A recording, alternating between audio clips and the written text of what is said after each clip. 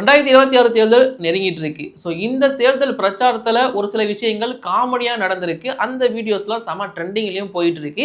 இது இல்லாமல் ஒரு சிலர் காமெடியாக போய் இந்த பிரச்சாரத்தெல்லாம் வேற பண்ணிட்டு இருக்காங்க. இந்த மாதிரி 2026 தேர்தல் பிரச்சாரத்தில் இருக்கிற ட்ரெண்டிங்கான வீடியோஸ் தான் இந்த வீடியோவில் பார்க்க போறீங்க. So welcome to the show தேர்தல் அட்ராசிட்டிஸ். ஃபர்ஸ்ட் வீடியோ ஒரு ஃபயரான சிறுத்தையோட வீடியோவே பார்த்துட்டு வந்துடுவோம். வீடியோ பாருங்க ஃபர்ஸ்ட்.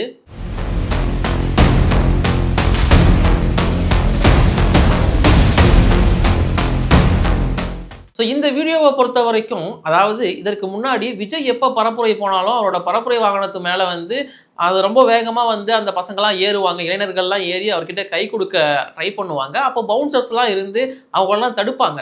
பட் திருமாவளவன் அண்ணனை பொறுத்த வரைக்கும் அவர் வண்டி மேலே பவுன்சர்ஸ் யாரும் இல்லை இந்த மாதிரி ஆட்களை தடுக்கிறதுக்கு. அதனால் அண்ணனே பவுன்சர்ஸாக மாறி பலார்னு ஒன்று வச்சாரு. ஸோ அது செம்ம ட்ரெண்டிங்காக போயிட்டு இருந்துச்சு.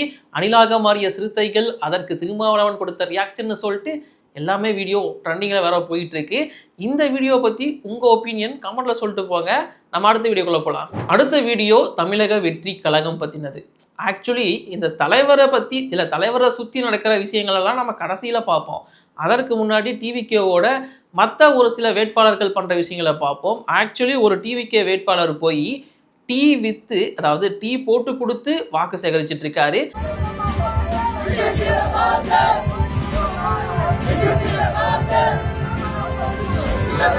டிவிகே வேட்பாளர் டீ போட்டு கொடுத்ததா நீங்க பாத்தீங்க. இதுக்கெல்லாம் ஓஜியன் தலைவன் இருக்கான், மன்சூர் அலிகான்.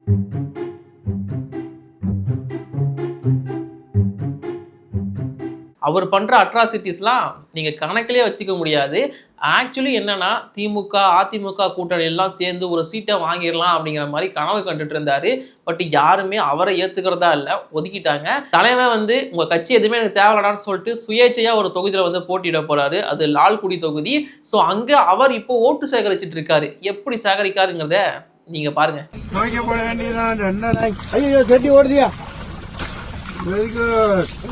போட்டு இப்படி அடிக்கணும், இப்படி அடிக்கணும்.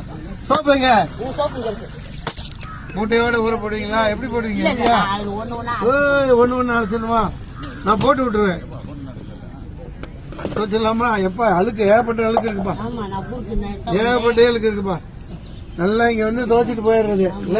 இது ட்ரைலர் மட்டும்தான். அங்க யாரோ ஒருத்தவங்க துணி துவைக்க வந்திருக்காங்க. அவங்க துணியை வாங்கி துவைக்கிறங்கிற பேர்ல ஒரு அட்ராசிட்டியை பண்ணி அங்க ஓட்டு கேட்டுட்டு இருக்காரு. ஸோ மக்களோட மக்களா போய் ரீச் பண்றாரு. இப்படி என் துணியை துவைச்சு கொடுத்தாரு, அதுக்காகவாச்சும் ஒரு ஓட்டு விழாதா? அந்த நம்பிக்கை தான் அண்ணனுக்கு. அண்ட் இது இல்லாம இன்னொரு பயங்கரமான வீடியோ இருக்கு, பாருங்க.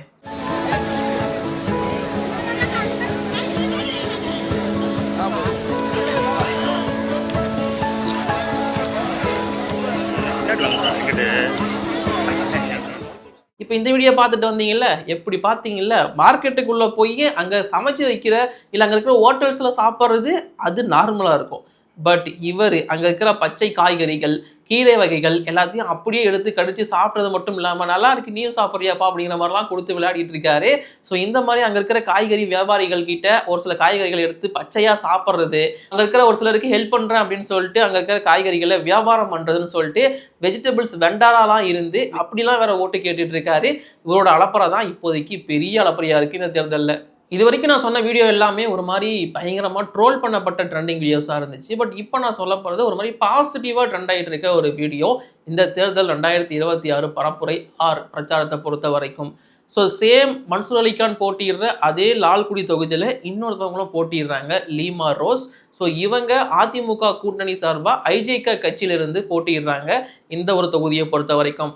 அவங்களுக்காக ஓட்டு சேகரிக்க வந்த ஒருத்தவங்க இப்போ செம்ம ட்ரெண்டிங்.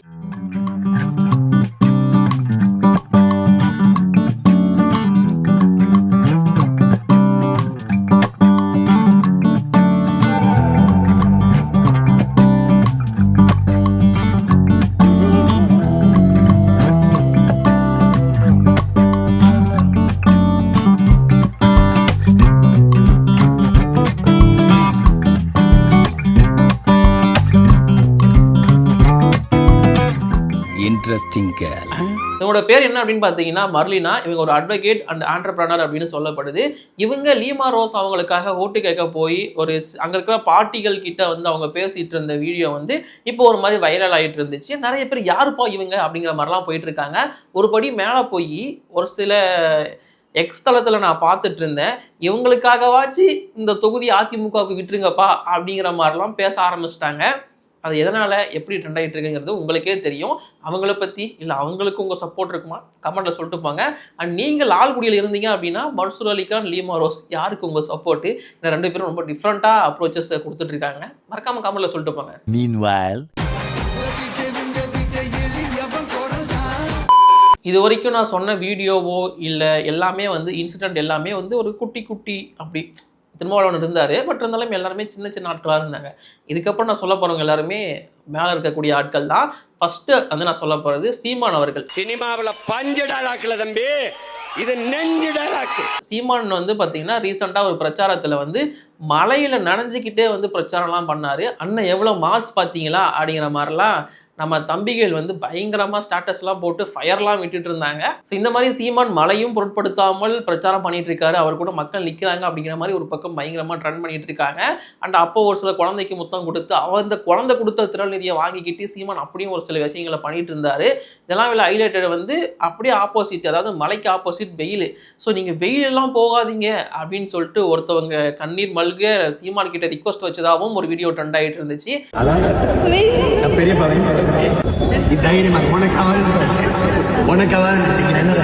ஸோ இந்த மாதிரி ஏதோ ஒரு விஷயத்த வச்சு சீமானை ட்ரெண்ட் பண்ண வைக்கணும் அப்படின்னு சொல்லிட்டு தம்பிகளும் முயற்சி பண்ணிட்டு தான் இருக்காங்க. பட் அண்ணனுக்கு பல பிரச்சனைகள் அவர்கிட்டயே இருக்கு. ஸோ அதனால நம்ம அடுத்த வீடியோக்குள்ளே போய்டுவோம். அடுத்து நான் சொல்ல போகிறது வந்து நம்ம உதயண்ணா பற்றி. ஆக்சுவலி உதயநிதி ஸ்டாலின் வந்து இந்த பக்கம் தளபதி விஜய் என்ன பண்ணுறாரோ அதை அப்படியே காப்பி பண்ண ட்ரை பண்ணுறாரு. இல்லைனா இந்த பக்கம் திமுகவோட தொண்டர்கள் விஜய்க்கு என்ன பண்ணுறாங்களோ அந்த திமுக தொண்டர்கள் ஸ்டாலினுக்கு உதயநிதி ஸ்டாலினுக்கு பண்ணணும்னு நினைக்கிறாங்க. ஸோ அது ஒரு மாதிரி காமெடியாக போய் முடியுது.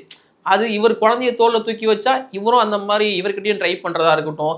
கண்ணாடி விஜய் எடுத்து போட்டு அது ஒரு மாதிரி மாசாக ரன் பண்ணிட்டு இருந்தாங்கல்ல, உதயனாவுக்கு கண்ணாடி கொடுக்குறாங்க, கண்டது போனதெல்லாம் கொடுக்குறாங்க. இப்போது நீங்களும் இதை பண்ணுங்கன்னு சொல்லிட்டு பாவம் அவருக்கு இது என்னன்னு புரியாமல் கண்ணாடி எடுத்து கண்ணு குத்திருப்பார். அப்படின்லாம் வீடியோ வேறு வந்துருந்துச்சு. உதயன்னா நமக்கு என்ன வருதோ அதை நம்ம பண்ணிட்டு போவோம், வேணாம் காப்பி பேஸ்ட்லாம் நமக்கு ஓகே. காப்பி அடித்தவருக்கு இப்படி சொன்னால் நம்மளை அடிப்பாங்களோ? காப்பி அடிக்கப்பட்டதா சொன்னவரை பற்றி நம்ம பேசிட்டோம். அடுத்ததா ஒரிஜினலை பற்றி பேசுவோம். விஜய். ஆக்சுவலி விஜயை சுற்றி மட்டும்தான் பல கான்ட்ரவர்சிஸ், பல பிரச்சனைகள், பல ட்ரோல்கள் தொடர்ந்து நடந்துகிட்டே இருக்குது. விஜயை பின்தொடர்ந்து போய் நடக்கிற ஆக்சிடென்ட் நான் அதை கண்டிப்பாக என்கரேஜ் பண்ணவே மாட்டேன். அது மிகப்பெரிய தப்பு, அதை பண்ணவே கூடாது. அதை பற்றி நான் இந்த வீடியோவில் பேச போகிறதில்லை. இது ஜஸ்ட் ஒரு ஃபன் வீடியோ மட்டும்தான். மற்றபடி வந்து பார்த்தீங்கன்னா விஜய் போகிறப்போ இந்த பூ தூவுறதா இருக்கட்டும், இல்லை அவருக்கு வரவேற்பு கொடுக்குறதா இருக்கட்டும், துண்டை தூக்கி எறியறதா இருக்கட்டும், இதெல்லாம் ஓகேடா. ஆனால் ஒரு விஷயம் பண்ணுறீங்க பாருங்க, நீங்கள் அந்த மாதிரி வேலைகளை வந்து விஜய் ஃபேன்ஸை ஏற்றுக்க மாட்டாங்க. அந்த அளவுக்கு ரொம்ப மோசமாக பண்ணிட்டு இருக்கீங்க. நீங்கள் பண்ணுறது அப்படியே உங்களுக்கு ஆப்போசிட்டாக தான் மாறும். நான் எக்ஸாம்பிளுக்கு சொல்கிறேன். இந்த குழந்தை வந்து பார்த்தீங்கன்னா ரீசெண்டாக வந்து டிவிக்கே தோளின் மீது சிஎஸ்கே அப்படிங்கிற மாதிரி ட்ரெண்ட் பண்ணி விட்டாங்க. ஏன்னா அந்த பையன் வந்து சிஎஸ்கே ஜெர்சி போட்டுருந்தான், விஜய் தூக்கி தோல் மேலே வச்சுட்டு இருந்தாரு. ஸோ டிஎஸ்கேவை தூக்கியே டிவிக்கே அப்படிங்கிற மாதிரிலாம் ட்ரெண்ட் பண்ணி விட்டுருந்தாங்க. ஸோ ஓகே, அது பார்க்க நல்லா இருந்துச்சு.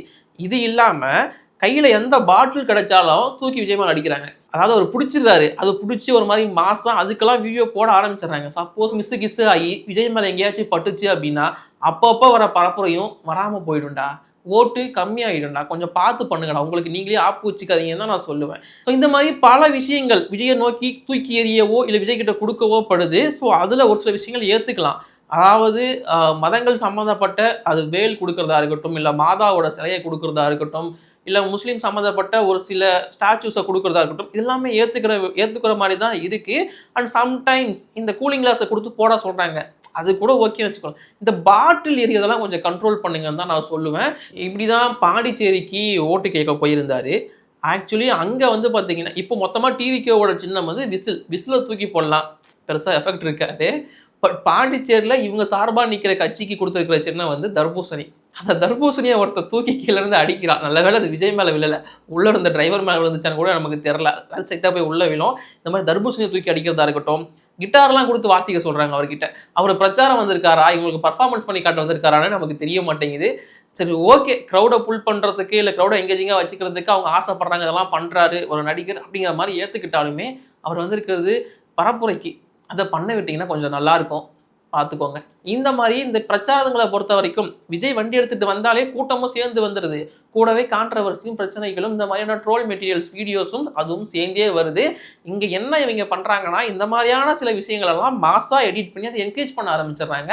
அது விஜய் அடுத்தடுத்த இடங்களுக்கு போகிறப்போ அது இன்னும் இன்க்ரீஸ் ஆகுது. இதெல்லாம் தடுத்தீங்கன்னா பெட்டராக இருக்குங்கிறது என்னோட ஒப்பீனியன். ஸோ இது இப்போதைக்கு நடந்திருக்கிற பிரச்சனைகள்லாம் அடுத்த தேர்தல் அட்ராசிட்டிஸில் இன்னும் நிறைய விஷயங்களை கொண்டு வரேன். இப்போதைக்கு நான் கிளம்புறேன் கைஸ், பை பை.